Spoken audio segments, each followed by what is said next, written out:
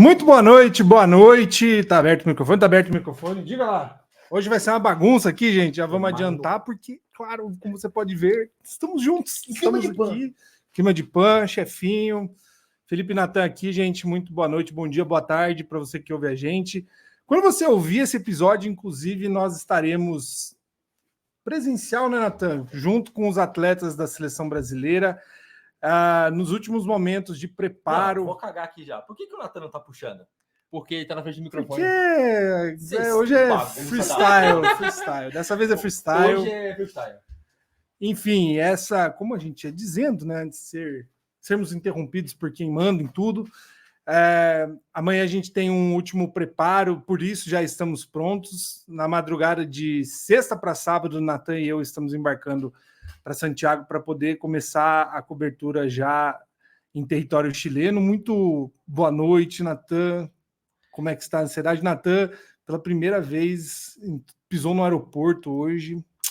Cara, eu pisei na cidade grande hoje pela primeira vez. Eu posso dizer para todos vocês, amigos paulistanos, que eu odeio a cidade de vocês. O rio é preto, o céu é cinza e a cidade fede. Mas, apesar de tudo isso, tomei cerveja hoje o dia inteiro e estou feliz. Feliz que, inclusive, amanhã veremos a nossa seleção brasileira. Verei Paulo Orlando, verei André Rienzo, todo mundo. O Cuda, nosso querido criador do nosso momento.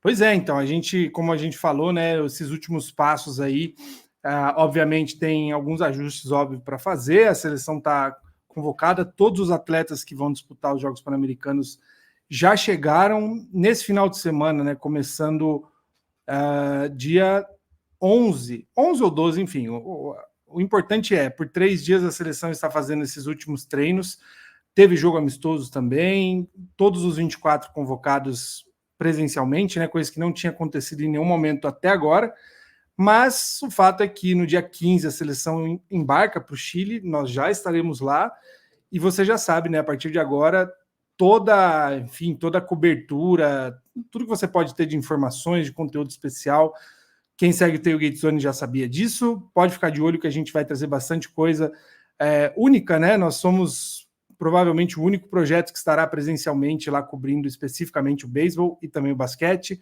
desde março, acompanhando aí o desenvolvimento desse grupo, montagem, convocação,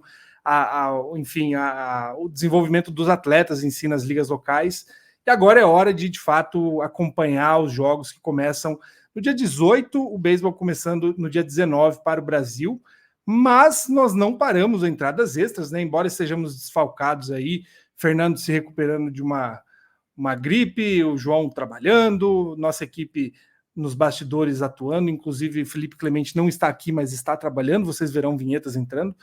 E é isso aí, a gente vai para mais um Entradas Extras, episódio 35, falando majoritariamente de playoffs, com tudo definido no Japão, muita coisa já rolou nos Estados Unidos também. Tá trabalhando. O cara quer participar, isso que é importante. E aí a gente tem mais alguns assuntos também em pauta. Não saia daí, fique com a gente, comente, enfim, não esqueça, óbvio, como faça diferente de mim, lembre-se das redes sociais que estão entrando na tela neste momento. @Entradas Extras no Twitter, _extras, aliás, Tailgate Zone no Facebook e no Instagram, e óbvio, www.tailgatezone.com.br, todos os conteúdos em texto que a gente produz, guias, enfim, novidades sobre NFL, sobre hockey, basquete, beisebol, sobre outras modalidades, sobre coisas da vida. Entre lá, prestigie o nosso trabalho e vamos que vamos para a entrada de cima, né? Parte alta da entrada. Alta. Olha, eu não faço ideia. Tá vendo como ancorar esse programa é algo difícil? É difícil. Méritos ao Natan, que faz isso toda semana. Enfim, vamos que vamos. Hey, take me out to the ball game. Take me out with the crowd. Agora sim, tudo certo. Agora eu sei o que fazer. Muito bem, Natan. Inclusive, quem tá só escutando, recomendo que veja por vídeo esse episódio, que tá muito melhor. Vai ser diferente dos outros. É raro a gente conseguir juntar, né? Eu tava falando pro Natan, eu gravo podcast desde abril de 2020. É a primeira vez que eu gravo um episódio com pessoas, fisicamente. Então, um marco aqui na história do Entradas Extras. Natan, a gente teve nessa semana que passou a definição dos playoffs da NPB lá no Japão. A gente já tinha praticamente todos os times definidos na Liga Central E agora a gente confirmou aí nesses últimos 2 dias que passaram os 3 times da Liga do Pacífico. Um já estava definido, né? O Oryx Buffalo já tinha vencido a liga, mas a SoftBank Hawks e o Chiba Lotte Marines, que ficaram para a última rodada, literalmente o último jogo da temporada para definir de fato quem seriam os classificados. Agora a gente tem aí as 6 equipes que vão disputar a partir do dia 14, né? É mais ou menos o que a gente esperava aí ao longo dos meses, né? A gente acompanhou muitos altos e baixos de algumas equipes, mas me parece pelo menos que não ficou nada muito diferente do que imaginávamos, né? É isso, as equipes que mais oscilaram durante o ano, como o caso do Yomiuri Giants, está de fora, que teve grandes picos excelentes e outros picos horrorosos durante o ano, mas agora com as séries definidas, a gente tem o Chiba Lotte Marines com um desfalque, querendo ou não, muito forte, que é o Roki Sasaki, que apesar de jogar, a gente já viu que desde que voltou, ele não está jogando tudo que ele sabe jogar, ele está bem abaixo, conta da lesão, jogando com entradas reduzidas.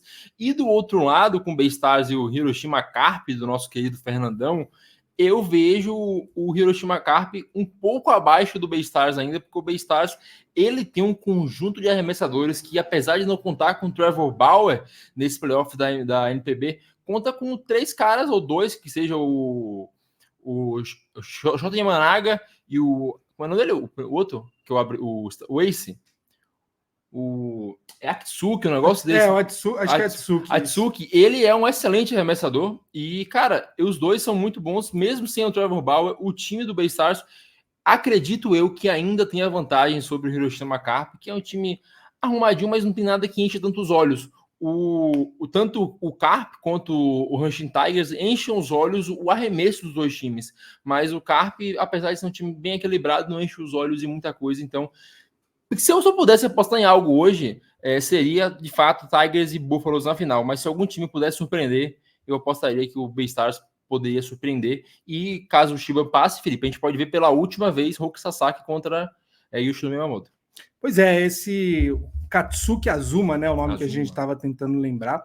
Nathan lembrou algo importante, né? Esse duelo de grandes nomes. O Yoshinobu Yamamoto e o Roki Sasaki aconteceu acho que umas 2 vezes durante a temporada antes de que o Sasaki machucasse, né? Perdeu praticamente o restante da temporada inteira, né? Tinha possibilidade de voltar agora no fim, mas sabiamente, né? O time acabou segurando. Poderia ter sido definitivo se o Lotte não tivesse classificado para os playoffs, mas enfim, guardaram aí o menino.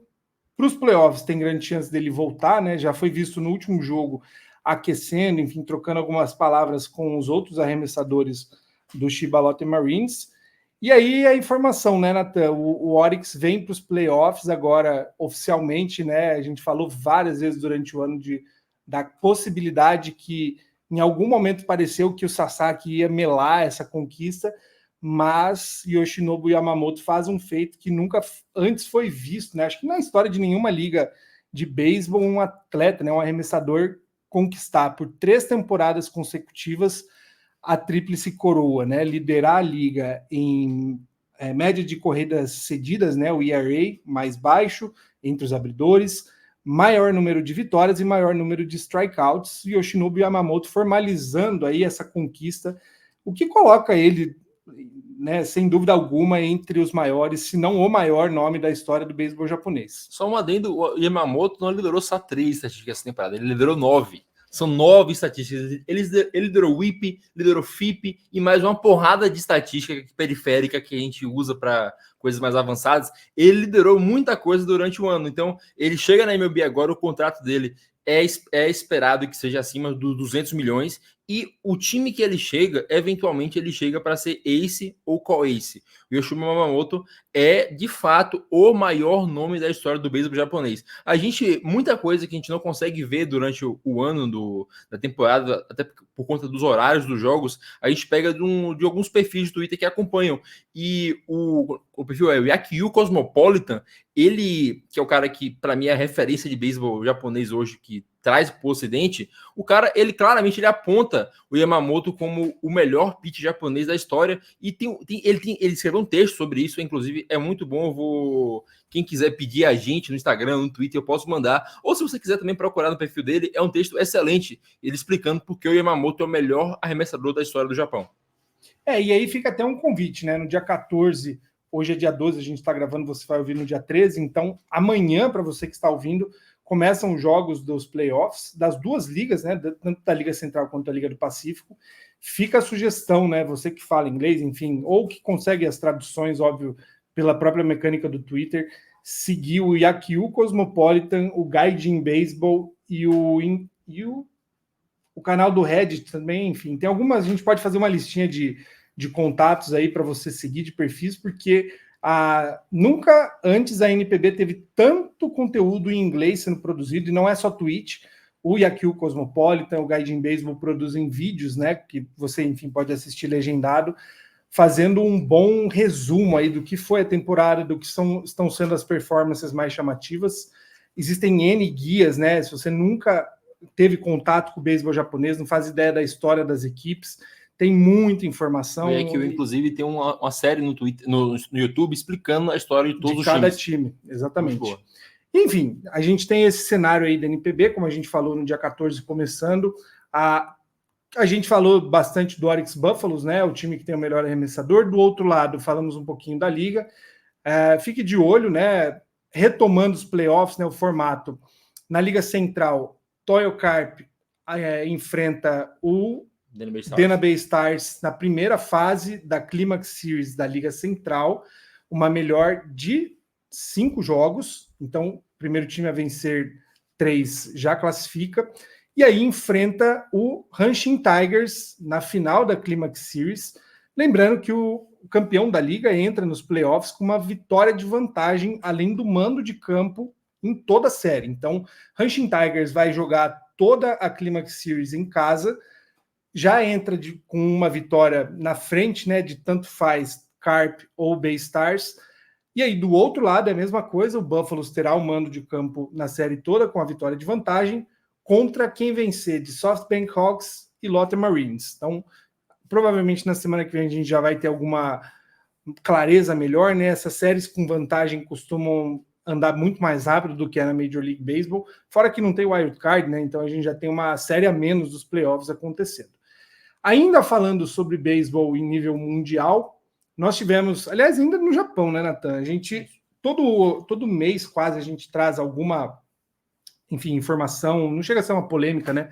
Mas sobre atletas que acabam saindo do Japão ou buscando nessa saída para poder jogar na Major League Baseball, ou, enfim, né, ter oportunidades melhores no esporte. A gente teve pela primeira vez na história um prospecto, de fato, né? O prospecto é aquele cara que sai do colegial, da universidade, com grande potencial e que cria um hype, né? Uma expectativa grande entre os insiders, entre os olheiros, donos dos times, o prospecto, o Rintaro Sasaki, que não, até onde sabemos, não tem ligação com o Sasaki do Marines.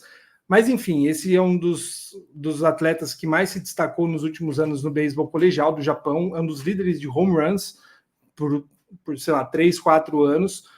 O Sasaki é o primeiro japonês nessa situação, né, com esse hype todo, que não se inscreveu para o draft de novos jogadores da Nippon Professional Baseball, NPB, e vai para os Estados Unidos, pelo menos esse é o anúncio, né, pré-oficial.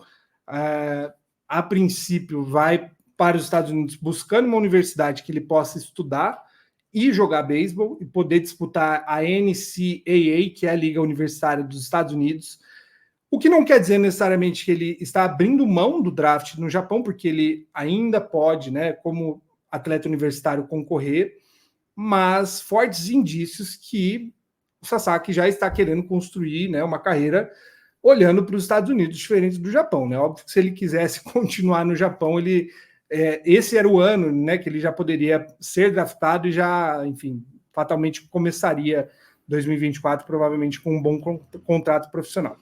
O Rintaro Sasaki, ele é o jogador com recorde de home runs batidos no beisebol colegial dos Estados Unidos, do Japão. São quase 150, acho que são 148 para ser mais exato. E tem alguma ligação, não vou lembrar de cabeça agora, porque a gente está gravando o podcast sem nenhuma das nossas anotações que ajudam. Eu não sei se é o pai do Sasaki, se é o pai do Otani, se é o agente que é em comum, que fez essa ponte para o Sasaki ir para os Estados Unidos.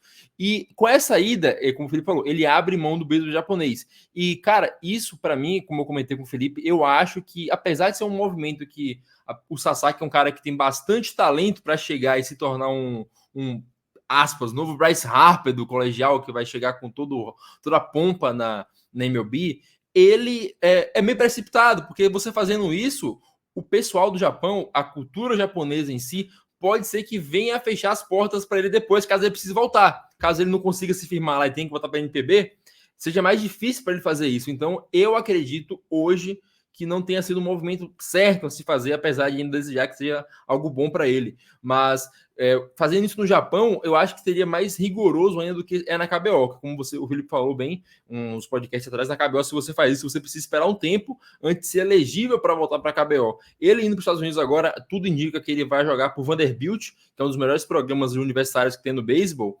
Formou Jack Leiter, Kokuma Rocker ultimamente. É difícil acreditar que ele consiga voltar para o Japão caso necessário. Mas, apesar de tudo, ele tem todo o hype, toda essa esperança que ele possa se tornar, como foi Bryce Harper como prospecto, que era algo absurdo. São 148 home runs batidos no beisebol colegial. E no Japão é um pouco diferente a forma que é nos Estados Unidos. Muita gente nos Estados Unidos vai para o college e depois vai para a MLB. No Japão é mais comum você sair do colegial direto para o draft da NPB se você for realmente bom, porque você é visto no Koshien e do Koshien você acaba indo para a NPB. Mesmo ele sendo essa potência toda, mesmo ele tendo tudo isso atrás dele, será que não aceitariam ele? Simplesmente aceitariam? O que acontece, a pergunta, não sei se vocês ouviram, mas Clemente perguntou sobre não ser aceito, né, de volta no Japão. A regra para as duas ligas, né, um jogador que abre mão de jogar na Liga do Japão e vai direto para outra liga, né, mais especificamente dos Estados Unidos, se ele precisa voltar, ele não volta no status de profissional direto, né? Ele precisa de novo passar pelo draft. E isso consome tempo, né? Então o jogador acaba perdendo alguns anos. A gente tem alguns casos, o mais emblemático é do Junichi Tazawa. O Tazawa, para quem acompanha beisebol há mais tempo, deve lembrar que ele acompanhou o time do ENEOS, que é um dos principais colegiais, enfim, universitários do Japão, num tour que eles fizeram no Brasil. Ele jogou algumas partidas, né, numa das celebrações da imigração japonesa para o Brasil. E na época o Tazawa pulou o draft da NPB, foi direto para a Major League Baseball, acabou assinando com o Boston Red Sox, teve um início meio irregular, acabou se estabelecendo, foi um dos destaques da equipe campeã em 2013, depois começou a perder espaço, e aí ele tinha esse bloqueio, né? Para voltar para o Japão, ele precisava entrar novamente num sistema de draft, enfim, de análise de olheiros, só que daí a gente está falando de um jogador que já passou um pouco de um ponto de desenvolvimento na liga local, concorrendo com caras que estão saindo frescos de um beisebol universitário que é extremamente competitivo, né? Então, basicamente, você pegar um cara mais veterano, que por melhor que seja, ainda assim ele vai sofrer para ter uma certa estabilidade com outros nomes internacionais, né? Então, o Japão, por mais que não seja Major League Baseball, não seja o grande mercado em nível mundial, quando a gente fala da metade do mundo para lá, então toda a Ásia, parte da Europa, a Oceania, olha para o Japão, para a NPB, como a liga principal. É lá que estão os melhores nomes, né? Então, um atleta que começa a se desenvolver no beisebol, no colegial, no universitário, ele se prepara para jogar na NPB. É uma outra liga, uma outra escola de formação. O que talvez favoreça, entre aspas, o Sasaki é que ele também é emblemático por ele ser um dos grandes nomes a ter, né, ser cotado para ir para os Estados Unidos, que não é um arremessador. E aí entram várias questões, né? Ele como arremessador, talvez tivesse mais facilidade e interesse para ser prospectado por um time dos Estados Unidos. Como rebatedor, tem muito mais dificuldade de se estabelecer, porque o rebatedor oriental ele leva uma desvantagem tremenda contra os latinos, principalmente. E aí entra o que o Nathan falou. Quando a gente olha para Vanderbilt, que prepara tão bem os atletas, é uma aposta em si mesmo, né? O Sasaki está buscando talvez um desenvolvimento como atleta mesmo, e como pessoa, né? Uma chance de poder estudar nos Estados Unidos e ter um certificado, enfim, um diploma de uma universidade nos Estados Unidos, ao mesmo tempo em que ele vai necessariamente entrar num processo de profissionalização no esporte.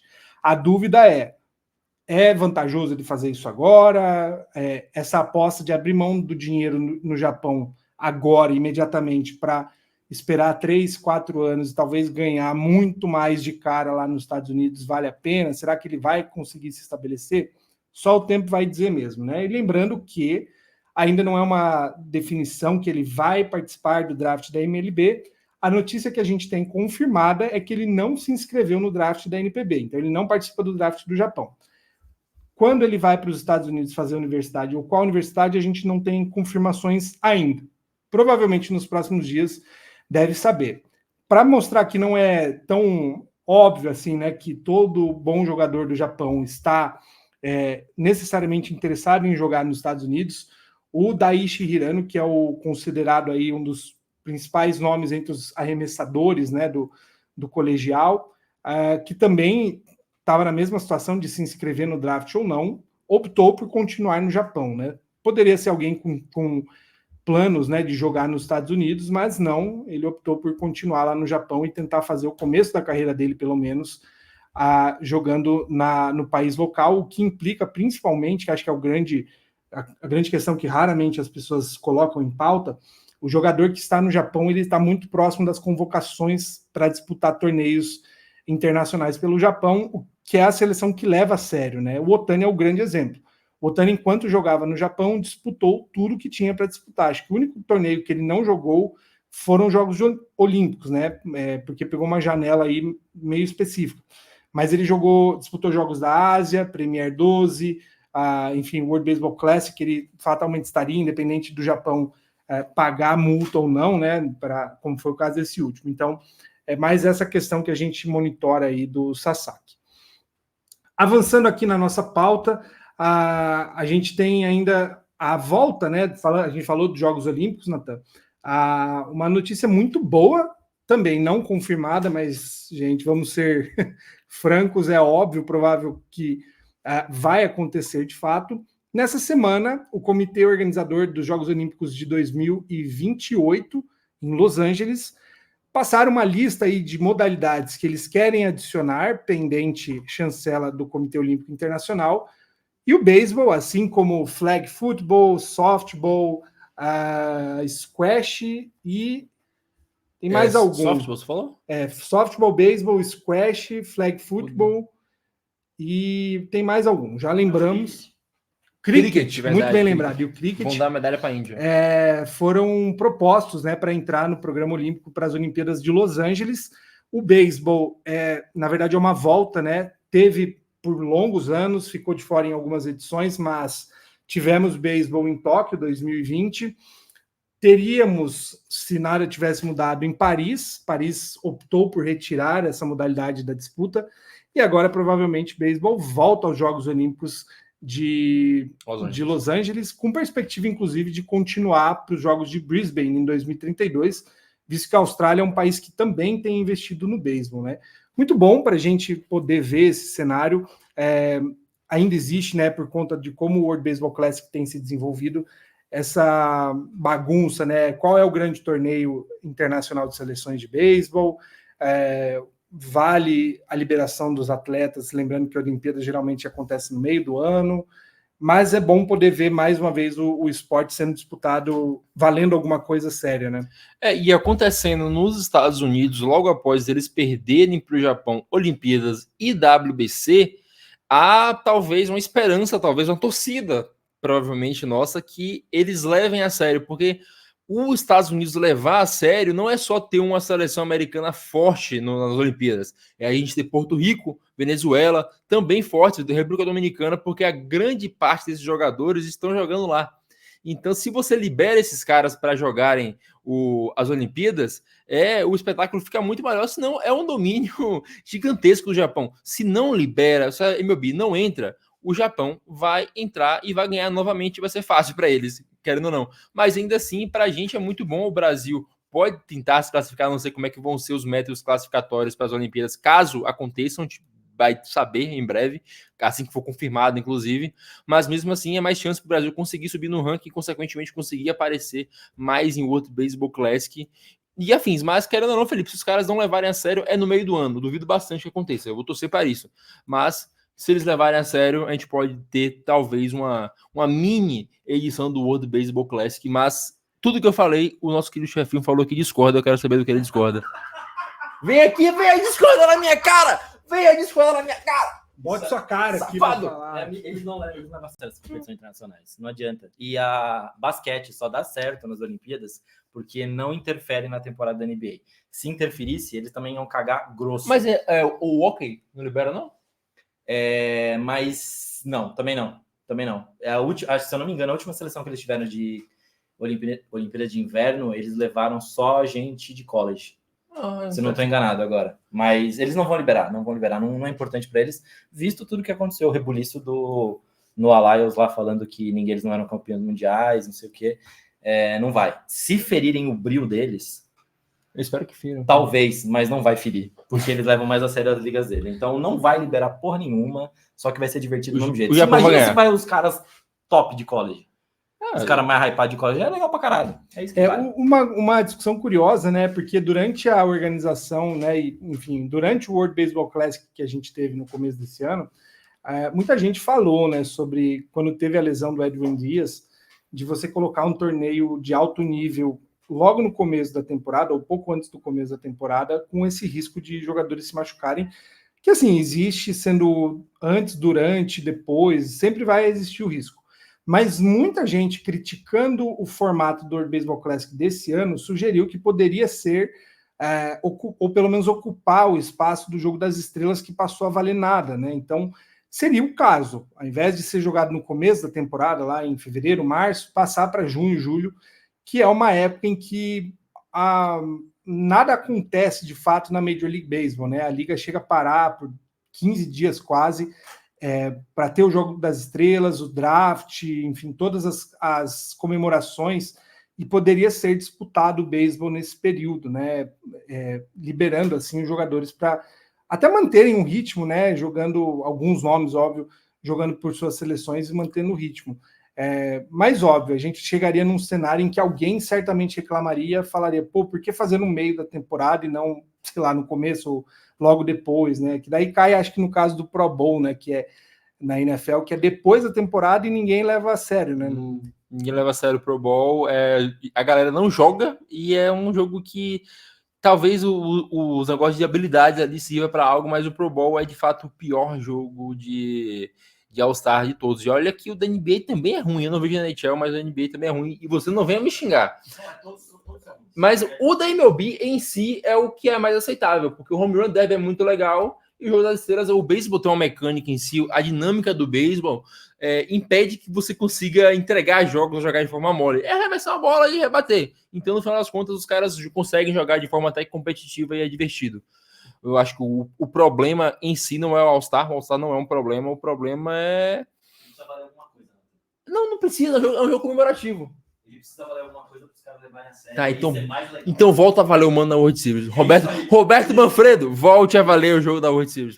Salve a competição, Roberto. Por favor, Roberto Manfredo. E aí, só completando esse assunto, né, da gente falar de Jogos Olímpicos, ou enfim, por que é importante, né, a disputa e como isso afeta o ranking como um todo.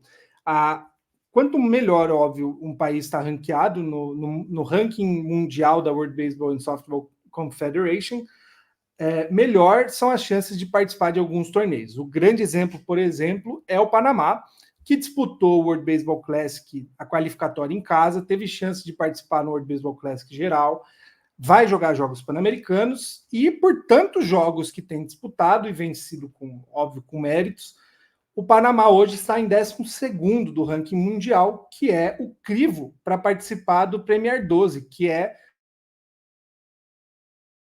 possivelmente o torneio de maior prestígio específico do beisebol, né? Além do World Baseball Classic, porque jogam as 12 melhores seleções em termos de ranking mundial, né? Então participa Japão, México, Estados Unidos, República Dominicana, Cuba. Esse ranqueamento muda conforme os times vão jogando. O Brasil tem subido bem aos poucos e com muita dificuldade, muito porque não tem jogos, não disputa, não enfrenta os próprios concorrentes, né, os próprios rivais ali de ranking. Então, ter um calendário que permita, quanto mais jogos for possível, melhor, é importante, inclusive, para a gente poder ter esse cenário. Falando bem rapidamente de preparo de seleção brasileira, a gente já adiantou algumas coisas. Reforçando, nesse fim de semana acontece o primeiro treino, né? Os primeiros 3 dias de treino da seleção brasileira completa, com os 24 convocados. Dia 15, Natan, seleção embarca para o Chile, vai chegar lá, o tailgate zone já vai estar com a mesa posta, com café, esperando. Estaremos lá na chegada. Fotos. E a gente vai acompanhar aí os primeiros passos entre a chegada da seleção e os primeiros treinos, já lá no Chile, né? A gente ainda não tem confirmado o horário, enfim, local desses treinos, mas é certo que a seleção vai, enfim, ter alguns dias de preparo antes da estreia no dia 19, né? Chegamos antes e vamos embora depois para a cobertura começar como você deve receber. Ela começa antes e termina depois, inclusive para quem gosta dos esportes, nós continuaremos lá para cobrir ainda o basquete. Muito bem, a gente vai fazer uma breve pausa, não saia daí, já voltamos com a parte baixa do Entradas Extras para falar de, óbvio, playoffs. Bom já.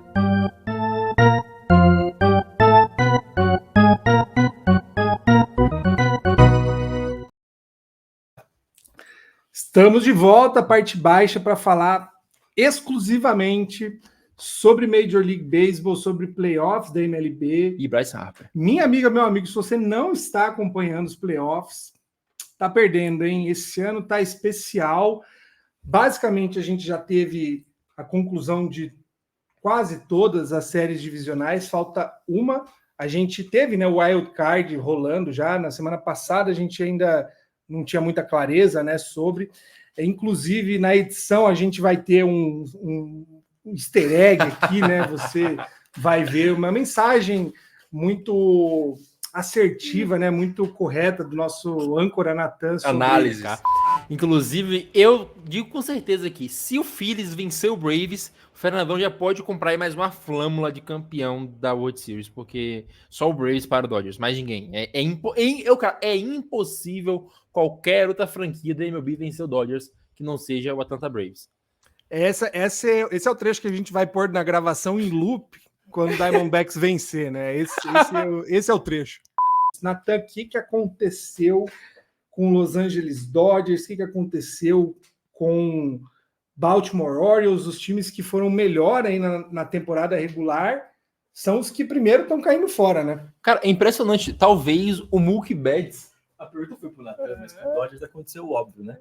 Fechou pipoca, Dodgers amarela, e aí não, tá fora. A galera do Dodgers falou que o Miller era o novo Kershaw. Aí você pega o Kershaw e o entrada deu 6 corridas, o Miller 3. Tá aprendendo bem. Acertaram, é o único palpite que deu certo. Como é que você disse para mim no aeroporto? Mais uma temporada de 100 vitórias pra porra nenhuma. 3 vezes. Não, é impressionante. O Mookie Betts, eu acho que... Eu tô falando aqui de cabeça, mas eu duvido que eu esteja errado. Deve ser o primeiro jogador da história da Major League Baseball a ter um WAR de 8 na temporada, ir aos playoffs e não rebater uma vez sequer. O Mookie Betts jogou 3 jogos, não rebateu uma única vez. O Freddie Freeman jogou muito mal. E, cara, o Dodgers tinha um núcleo muito óbvio, que era o Freddie Freeman e o Mookie Betts fazendo temporadas de MVP. A gente falou o ano inteiro aqui como Fred Freeman e Mookie Betts conseguiram criar um caso em cima de Ronald Acuña durante um ano, que faz uma temporada que talvez seja uma das melhores da história do beisebol. O Mookie Betts teve um WAR maior que o Ronald Acuña. Isso é uma coisa a ser considerada. E o time chegou nos playoffs, rebateu muito mal, e além de rebater muito mal, o D-backs conseguiu começar bem os jogos. Começar bem um jogo vale muito no jogo de pós-temporada. Em um jogo, eles anotaram 9 corridas logo no começo e outros anotaram logo 4. Então, o D-backs, e no terceiro jogo, né, foram 4 home runs e uma entrada. O Gabriel Moreno bateu home run 2 vezes. Que ele bateu, foi anulado, ele voltou e bateu de novo. Então, cara, o D-backs soube aproveitar. É o que o Léo, nosso querido Léo do grupo lá do Bira, ele fala. O D-backs parecia o Giants no último título. Esfriou na hora que não era para esfriar, quase não vai aos playoffs, mas chegou aos playoffs quente. O D-Backs chegou nos playoffs quente, eliminou o Milwaukee Brewers jogando muito, elimina o Dodgers jogando muito, e quem que venha do outro lado, seja Atlanta Braves, seja Philadelphia Phillies, o D-Backs vai continuar quente. Isso é importante. É importante também o seu ace jogar, o Zach Gallen foi muito bem, e peças que eles trouxeram, que são experientes, que são para fazer diferença no playoff, estão fazendo. Evan Longoria foi o nome do Diamondbacks no jogo contra o Milwaukee Brewers, que eliminou eles, o jogo 2. Cara, o Longoria jogou muito na defesa e ainda rebateu. É um cara que tem muita experiência, um cara que tem mais de 300 home runs na carreira. Então, esses nomes experientes do D-Backs, mas a juventude do time, é uma receita que pode virar um outro level no final da temporada. O D-Backs é um time que chegou e, de fato, agora tem todas as condições de ser campeão. Um amigo me perguntou quais são as chances do D-Backs vencer o World Series. 50%. O ganho perde. Não tem meio termo. É um time excelente. E falando do Baltimore, cara, o Baltimore talvez o Texas seja algo que o João falou no começo do ano. O Texas é um time que tem cara de campeão de World Series, né? Um time que rebate muito bem. O time do Texas Rangers é um dos melhores ataques da liga. Perdeu gás no final e perdeu uma divisão pro Houston Astros, que chega na final de conferência pela 7ª vez consecutiva. Então não é nenhum demérito perder essa divisão pro Astros de forma alguma, mas ainda assim o Texas Rangers tem um ataque excelente e tem no dugout o cara que é simplesmente o 5º técnico com mais vitórias na história da pós-temporada. Bruce Bochy, ele entende de ganhar anéis. Então, você junta um com o outro, o Baltimore ele lembra um pouco o D-Backs, é um time com a juventude muito forte, mas falta a experiência, talvez, no Baltimore, que foi o que o Longoria trouxe para o D-Backs.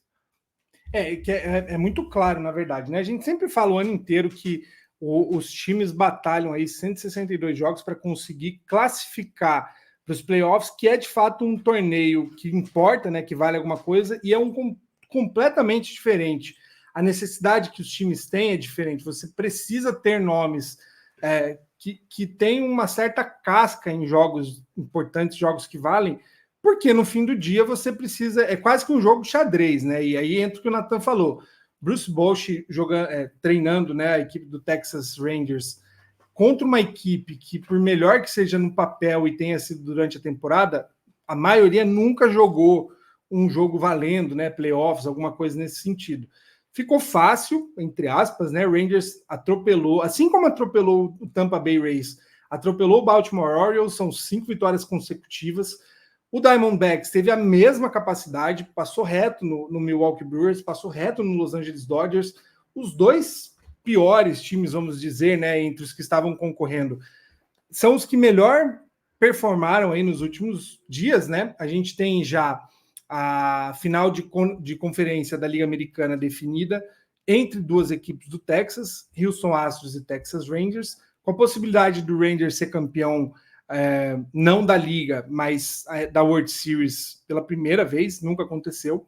E do outro lado, o Arizona aguardando aí algo que quando você ouvir já vai talvez estar definido, né? Atlanta Braves e Philadelphia Phillies disputando essa última vaga na final de conferência da Liga Nacional.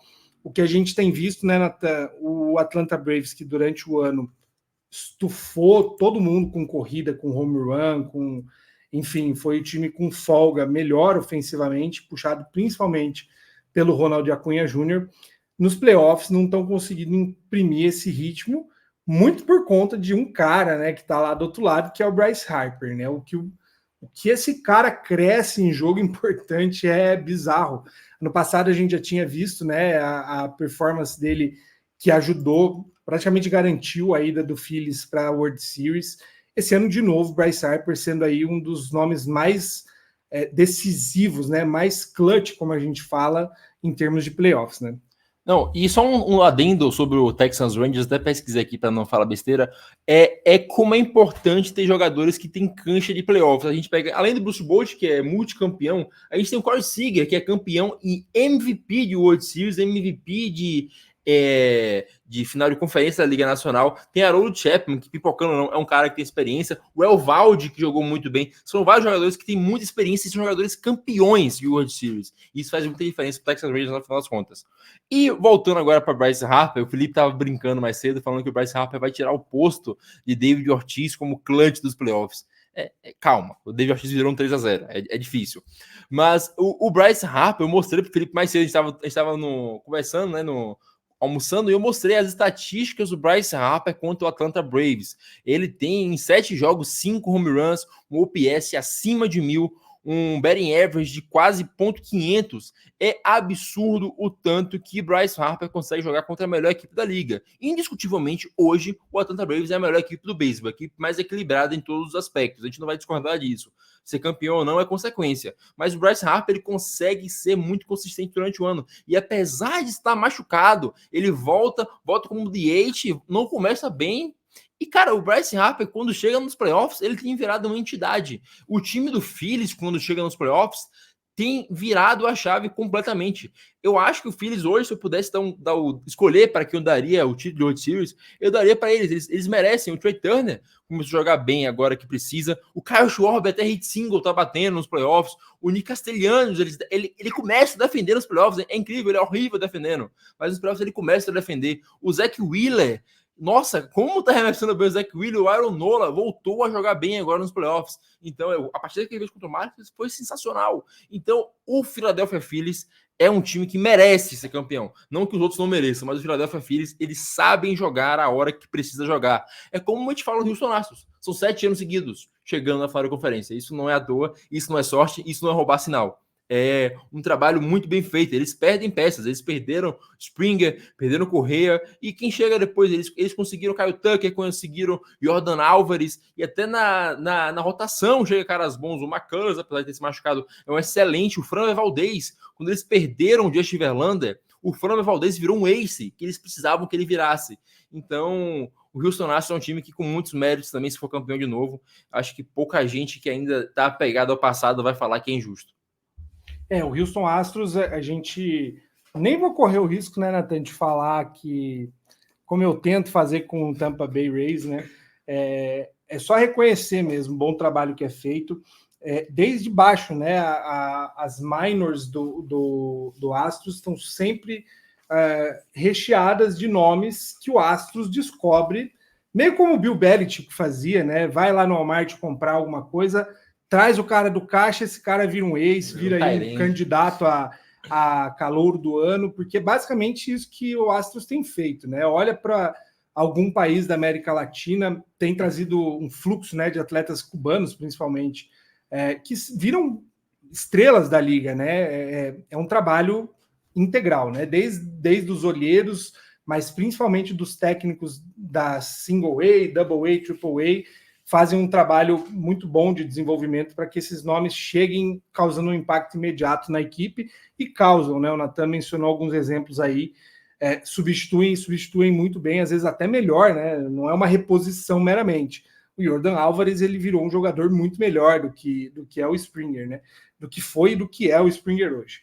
Astros com certo favoritismo aí, né?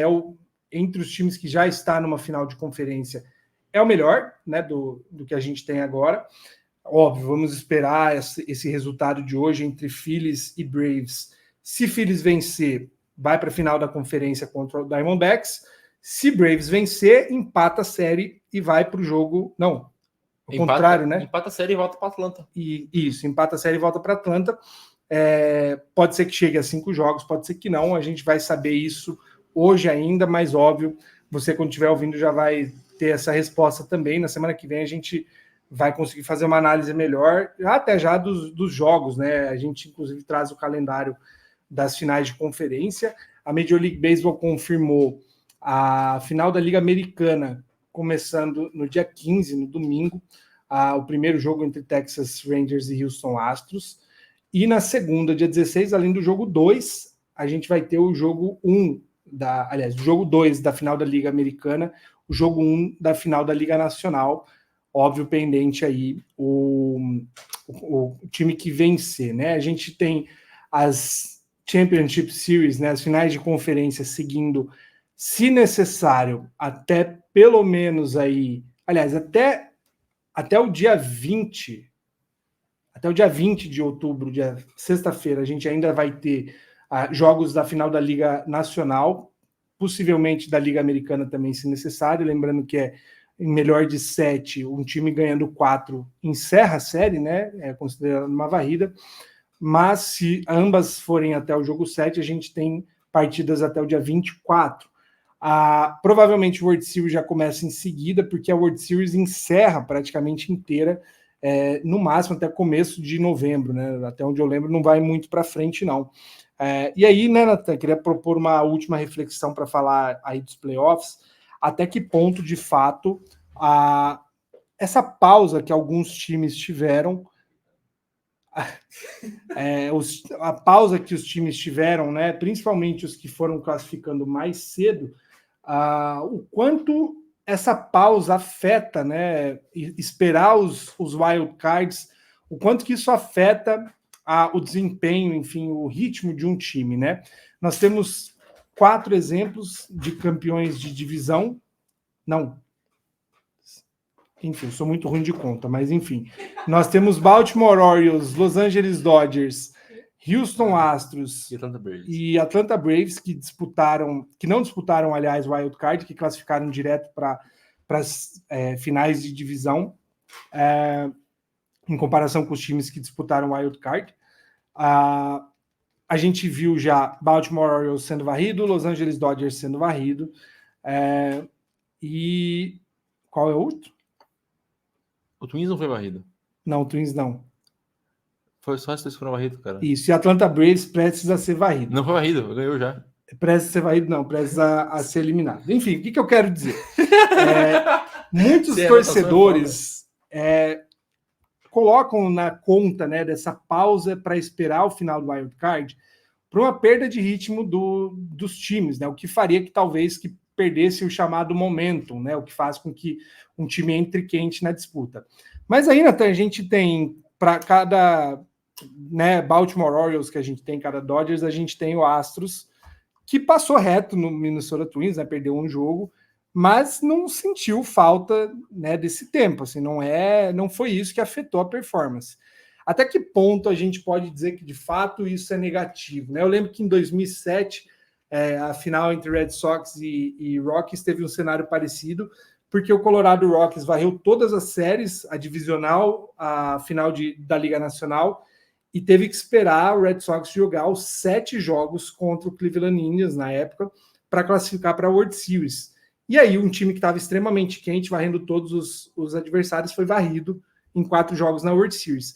Essa pausa realmente afeta a performance do time? Você acha que é uma desculpa para um time que performou abaixo? Existe algo que pode melhorar, que pode ser mudado para voltar a equilibrar isso? Cara, aí sempre pontua o Houston Astros nessa situação, que é o que tá fugindo da curva na situação, mas a gente tem que lembrar que o Houston Astros é um time que sabe jogar playoffs. E eu não gosto muito de usar esses argumentos como tal time sabe jogar em tal situação, porque a gente não tem nenhuma estatística para comprovar nada do tipo. Mas acompanhando os jogos na beira do campo, é claro que os jogos que eu acompanho de futebol, ao menos, são jogos em níveis muito distantes do alto rendimento, mas ainda assim a mente humana ela funciona de uma forma parecida. Você sente pressões em momentos decisivos. O Houston Astros parece não sentir isso. O Houston Astros, apesar de ter ganhado 2 títulos, só 2 títulos, ainda sempre chega onde precisa chegar. O Atlanta Braves, a gente pode até pontuar que eles não sabem jogar playoffs, porque eles perderam uma série vexatória pro Dodgers em 2020, perderam pro Phillies ano passado de uma forma que também não demonstraram tanta resistência assim ao Phillies, e agora se perderem hoje, também não vão ter demonstrado assim tanta resistência ao Phillies, porque o jogo 2 que eles ganharam foi o home run do Austin Riley que eles acharam para virar o jogo. Foi um home run. Eles não rebateram mais, eles não jogaram tão melhor assim que o Phillies. Então, essa pausa, se a gente pegar a Liga Nacional da Liga Nacional Oeste, ela, nos últimos campeões, sempre caíram na primeira fase, nos últimos 3 anos. O Giants, em 2021, caiu no primeiro jogo que jogou, o Dodgers caiu no primeira fase contra os Padres, e agora o Dodgers cai mais uma vez contra o Arizona Diamondbacks. Então, é uma divisão que em 2021, ela te mostra os 2 casos. Em 2021, os 2 times que tiveram que jogar até o último jogo, o Giants fez 108 e o Dodgers fez 107 vitórias. Eles jogaram até o último jogo e ambos os times chegaram estourados nos playoffs. O Giants jogou sem bullpen nenhum e o Dodgers também jogou com muitas lesões. Ambos os times chegaram destruídos para jogar, tanto que o Dodgers não demonstrou muita resistência depois contra o Atlanta Braves. E aí a gente chega agora, o Dodgers, nos 2 últimos anos, venceram com vantagem e perderam de forma também sem demonstrar muita resistência para o Padres. Eles venceram o jogo, mas depois o Padres passou por cima e venceu o Dodgers, agora eles foram varridos. Então, é difícil apontar algo, porque não é algo que a gente possa medir em estatísticas ou não. Mas eu acredito que chegar...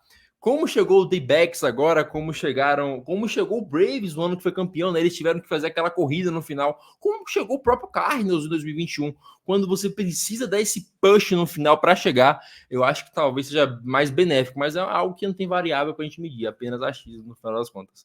E falando em achismos, né, antes da gente passar para o momento Okuda, duas perspectivas, né, vamos dizer.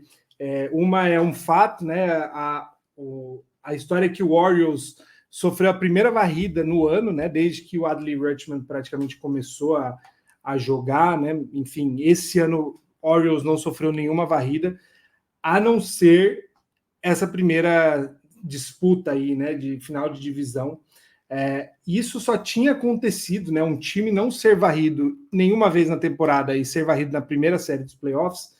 Em 1998, com o San Diego Padres, que, vejam vocês, tinham como técnico ele mesmo, Bruce Bochy. Então, alguém que estava com remorso lá dentro, né? Queria muito reescrever a história. E a outra aí, sim, né? Para os palpiteiros de plantão, já faz algum tempo, né, Nathan, que quem bate o Milwaukee Brewers no começo dos playoffs é o sério candidato ao World Series, né? Todo mundo que bate o Milwaukee Brewers chega no mínimo, a World Series. O Pinho lembra sempre, inclusive você, talvez você seja um dos 15 torcedores do Milwaukee Brewers no Brasil. Acompanhe o Brewtech, acompanhe o Matheus Pinho, ele fala bastante sobre o Milwaukee Brewers, ele conta pra gente essa estatística sempre no grupo, agora ela ficou um pouco mais relevante.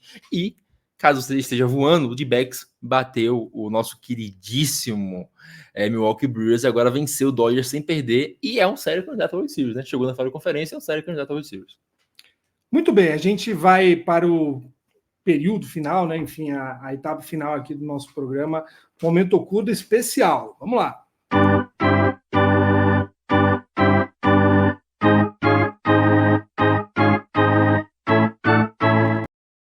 Queria dizer que é muito bom gravar um programa com um assistente de palco, né? O Felipe Clemente nos ajudando aqui com as vinhetas. A gente consegue passar vinheta sem usar as mãos, é muito bom. Como é o nome daquele palhaço do Simpson?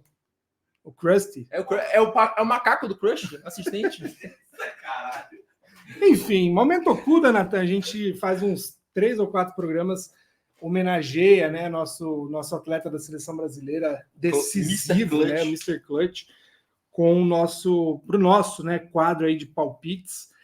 Você que acompanha o Tailgate Zone sabe que palpite não é o nosso forte. A gente está muito mal, com exceção do Henrique, né, que apostou.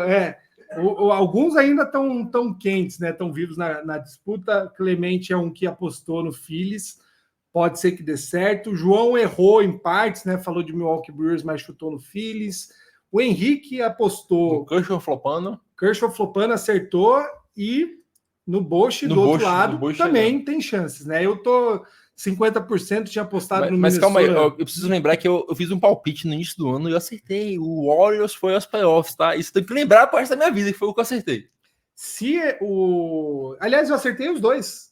Não, eu acertei um só. Eu errei o Minnesota Twins indo para a final de conferência, mas Shintaro Fujinami não cedeu nenhuma corrida. Não vai ceder, né? Porque o time foi eliminado. Enfim, a gente tem esse momento Okuda olhando aí, porque semana que vem será dia 19. Dia 19 é o primeiro dia de disputa para o Brasil nos Jogos Pan-Americanos, o beisebol. Brasil e Venezuela se enfrentam a partir das 9h30 da manhã lá no Chile. Um baita desafio para o Brasil, Nathan. E para mim também acordar cedo. O Nathan, que está acostumado a acordar 11 horas, meio-dia, vai madrugar lá no campo de beisebol. Nós estaremos lá acompanhando todos os detalhes, mas um exercício, né? Óbvio que a gente aposta aí que o Brasil vai bem, mas vamos fazer bold predictions, né? Algumas apostas soltas aí sobre esse primeiro jogo. Natan, eu e Felipe Clemente, cada um vai fazer um palpite especial sobre essa estreia do Brasil aí contra a Venezuela. Cara, eu vou ser ousado. Nós iremos dominar a Venezuela por 5 entradas. Eles irão abrir 3-0. O Brasil vai botar 3-2 na oitava. E na nona terá um walk-off home run dele. Okuda. Momento Okuda Acontecendo. com Okuda. Vai acontecer. A gente vai ganhar com o walk-off do Okuda na estreia. Eu vou apostar em vitória do Brasil com um jogo mais fácil do que o Natan apostou. Eu acho que o Brasil ganha com certa tranquilidade, com pelo menos 6 rebatidas do nosso ataque. Felipe Clemente. Se você não apostar em um shutout, Cara, eu acho que é 1-0 Brasil. no Hira. 1-0 Brasil mesmo. Tô confiante pra caralho, porque a Venezuela não tá nenhuma coisa. Ele está acreditando. Até de laço.